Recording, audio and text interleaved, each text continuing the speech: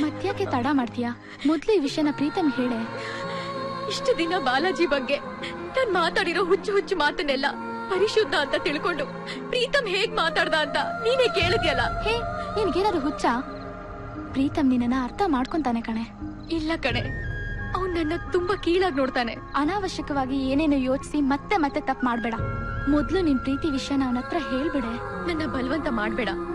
ನಾನ್ ಪ್ರೀತಮ್ನ ಪ್ರೀತಿಸ್ತಿದ್ದೀನಿ ಅನ್ನೋ ವಿಷಯನ ಬಾಲಾಜಿಗ್ ಸಿಗೋಕ್ ಮುಂಚೆನೆ ಹೇಳ್ಬೇಕಿತ್ತು. ಈಗ ಹೇಳಿದ್ರೆ ಬಂದಿರೋನು ಫ್ರಾಡ್ ಆಗಿದ್ದಕ್ಕೆ ನನ್ನನ್ನ ಇಷ್ಟಪಡ್ತಿದ್ದಾಳೆ ಅಂತ ತಪ್ಪಾಗಿ ಅರ್ಥ ಮಾಡ್ಕೋತಾನೆ. ತಪ್ಪು ನಂದೆ. ಮೊದ್ಲಿಂದಾನು ಪ್ರೀತಮ್ ಮನಸ್ಸನ್ನ ಅರ್ಥ ಮಾಡ್ಕೊಳ್ದೆ ಏನೇನೋ ಅಂದ್ಬಿಟ್ಟೆ. ಅವನ್ ಮನಸ್ಸನ್ನ ತುಂಬಾ ನೋಯಿಸ್ಬಿಟ್ಟಿದ್ದೀನಿ.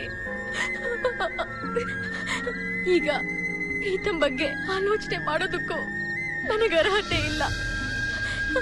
ನಾನು ಪ್ರೀತಮ್ ಮನಸ್ಸಲ್ಲಿ ಬಾಲಾಜಿನ್ ಹುಡ್ಕೋ ಮಹಾಲಕ್ಷ್ಮಿಯಾಗೆ ಉಳಿದೋಗ್ತೀನಿ. ಗೀತಾ, ನನಗೊಂದ್ ಸಹಾಯ ಮಾಡ್ತೀಯಾ? ಏನೇ? ಪ್ರೀತಮ್ ಇಲ್ಲಿಗೆ ಬರೋಕ್ ಮುಂಚೆ ನಾವು ಹೊರಟೋಗ್ಬೇಕು. ಯಾಕೆ? ಪ್ರೀತಮ್ಗೆ ನಾನು ಎಲ್ಲಿದ್ದೀನಿ ಅಂತ ಗೊತ್ತಾಗ್ಬಾರ್ದು. ದಯವಿಟ್ಟು ಶಿವಮೊಗ್ಗದಲ್ಲಿರೋ ನಿಮ್ ಮನೆಗೆ ಕರ್ಕೊಂಡು ಹೋಗು ಪ್ಲೀಸ್.